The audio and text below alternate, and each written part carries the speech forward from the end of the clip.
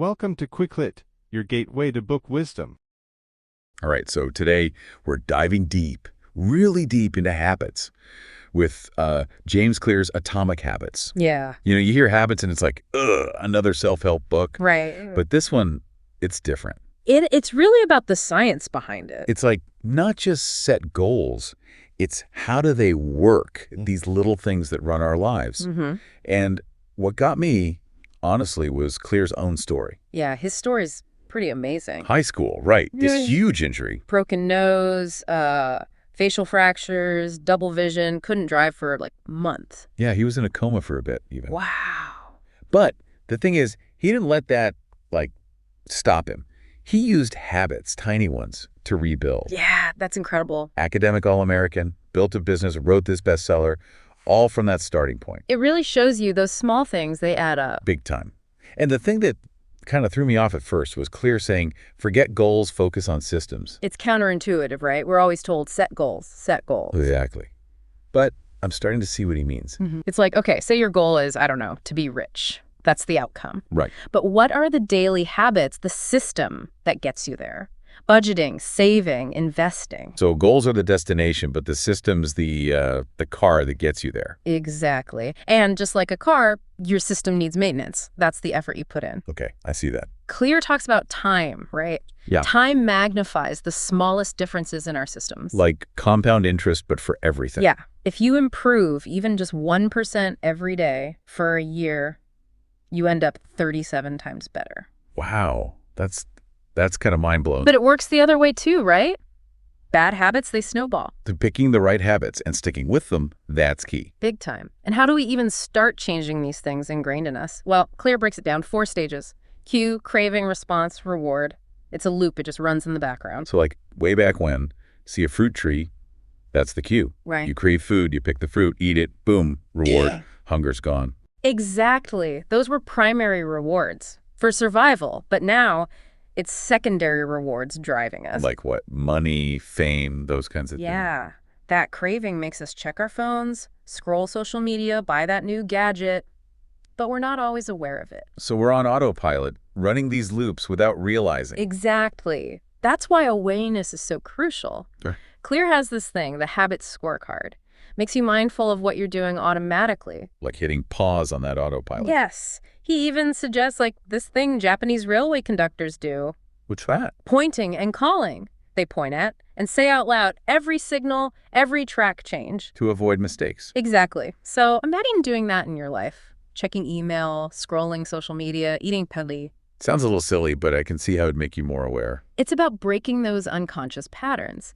Clear tells this story about a teacher who worked with kids, right? Yeah. And she got in the habit of asking adults, did you wash your hands? Imagine that. Oh, man. Awkward. But yeah, I guess it makes you think twice. So being aware is step 1. But then what do we do about the habits we want to change? Right. Good question. That's where environment comes in. Clear says our surroundings shape our habits. Huge impact. Sometimes even more than willpower. Like, if you're trying to eat healthy, but your kitchen's full of junk food, Yeah. that's setting yourself up to fail. Like trying to quit smoking while everyone around you is lighting up. The temptation's too strong. Exactly. You got to create an environment that supports the good habits. Make those cues obvious.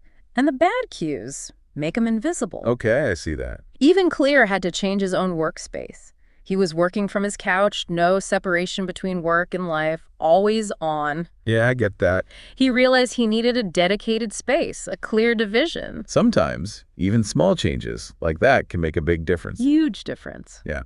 But what if you've got the right environment, you're aware of your habits, but you still struggle to get started with the good stuff? Yeah, I've been there. That's where the 2-minute rule comes in. When you're starting a new habit, it should take less than 2 minutes to do. 2 minutes, really? It's about reducing the friction. Make that initial step so tiny you can't say no. So not go for a run, but put on my running shoes. Exactly. Not write a chapter, but open my laptop, write 1 sentence. It's like tricking your brain into getting started. Exactly. Once you overcome that inertia, you're more likely to keep going. Love that. But what about making those good habits stick long term? Starting is one thing, but staying consistent, that's the real challenge. Absolutely. And that's where we'll pick up next time. How to make those good habits become automatic, part of who you are. Stay tuned. So last time we were talking about those tiny habits and how they can really build up. But how do we actually break the bad ones? That's the tough part. Right, it's not just willpower, well, Clear uses this term autocatalytic. Auto what now? It means the habit itself kind of feeds the feeling that makes you do it again, like a cycle. So it's not just the action, but the whole mood around it. Exactly, like stress eating. You feel bad, so you eat more, feel worse, eat more. Ugh, yeah, been there. So if it's not just willpower, then what? He makes this analogy about a garden hose, kinked hose. Okay. You could try plugging the end to stop the water, right? Right. But wouldn't it be easier to just unkink it? So make it easier to do the good thing, not just fight the bad. Exactly. He gives this example. John Henry Patterson ran the National Cash Register Company way back. Employee theft was huge. Oh, yeah, before everything was, like, digital. Then boom, cash register. Locks the money up. So honesty became the easy choice. Exactly. He changed the system. But sometimes you got to do the opposite, make the BD habit harder. So if I'm always on my phone, delete the apps I waste time on. Could be. Or log out of social media so it's not just one click away. Make it inconvenient. Yeah. Junk food. Don't keep it in the house. Out of sight, out of mind. But tech's weird, right? It makes bad habits easy, but it can help too. Absolutely. Clear loves automating the good stuff. Savings plans, website blockers. Oh, yeah, those are lifesavers. Even just phone reminders. To drink water, take a break. Like a little digital nag. But some days you just don't feel like doing the right thing, even with all that. Motivation, that's the hard part, right? Especially when the good stuff doesn't have that instant reward. You gotta make the good habits satisfying somehow, even in the short term. Compete with the, instant gratification of the bad stuff. One way is habit stacking. Link a new habit to one you already do. We talked about that a bit. So, after I brush my teeth, I meditate for 1 minute, or while my coffee brews, I write 3 things I'm grateful for. Using that existing routine makes it easier. Clear says, write down your whole day from waking up to sleep and see where you can insert new things. Hack your own autopilot. I like that. But what about things that just feel like chores no matter what? Gotta change how you think about it, not just the action. Reframing, right. Not, I hate doing dishes, but... He uses meditation as an example. Getting distracted isn't failing. It's a chance to practice bringing your focus back. Turning frustration into, a training opportunity. Exactly. Or athletes getting nervous before a game. It's not, I'm scared. It's, this energy will help me perform. Changing the meaning. Yeah. Another one. Not, I have to, but I get to. Oh, I like that. So not, Jim, but I get to move my body today. It shifts it from chore to choice. And when you do feel resistance, remember your identity. That I am statement. Right. I am the kind of person who... Clear quotes this Reddit user. They said, I'm not confined to my wheelchair. I am empowered by it. Powerful stuff. It lets them do things they wouldn't otherwise. Choosing your own story. But even with all this, you got to keep track. Habit tracking, Clear's big on that. Makes sense. You see the progress. It's motivating. What gets measured gets managed. Right. Calendar, app, whatever works. So is it just seeing the results? It's also accountability. Knowing you'll write it down makes you less likely to skip it. Like someone's watching, even if it's just you. But the biggest thing, Clear says, is it's satisfying to track. Those check marks, the numbers going up. Like a little reward in itself. That feedback loop makes you want to keep going.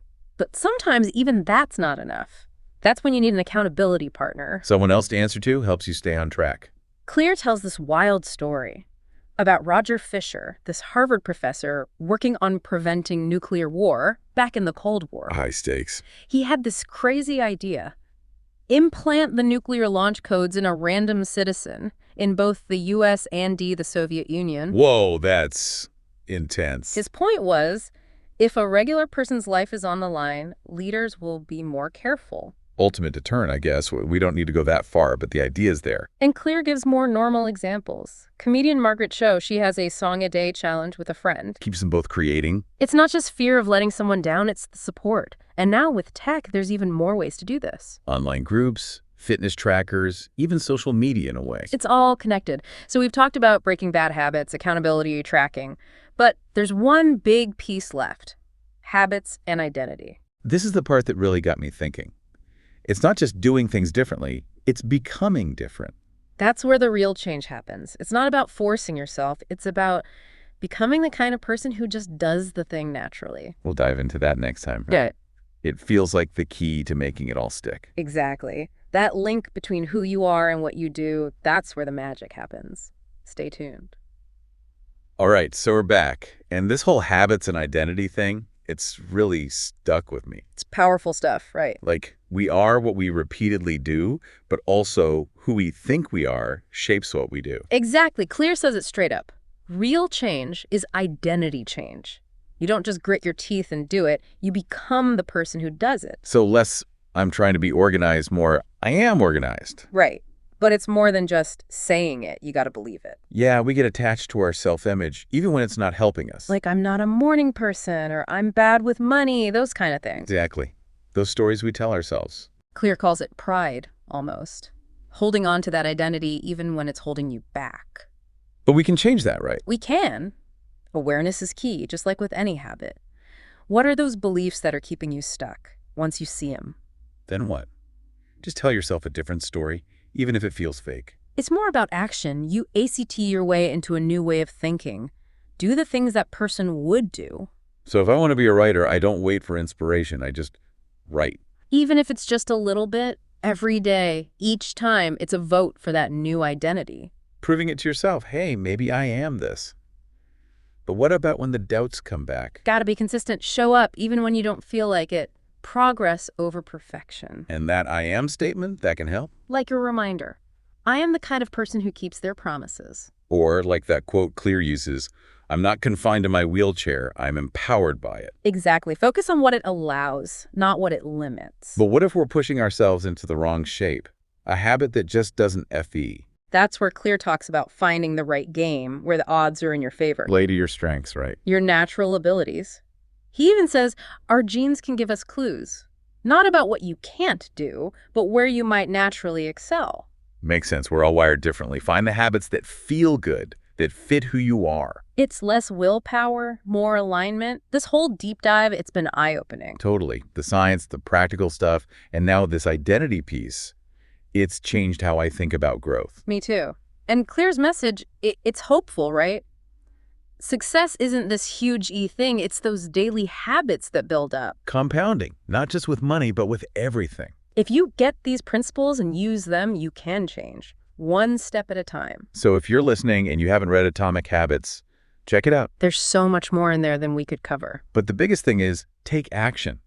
Try this stuff out in your own life. Find what works for you. Even the smallest thing can make a difference over time. Think about a habit you've been struggling with right now. Is there one thing from this whole deep dive that you can use to make it easier, more fun, more you?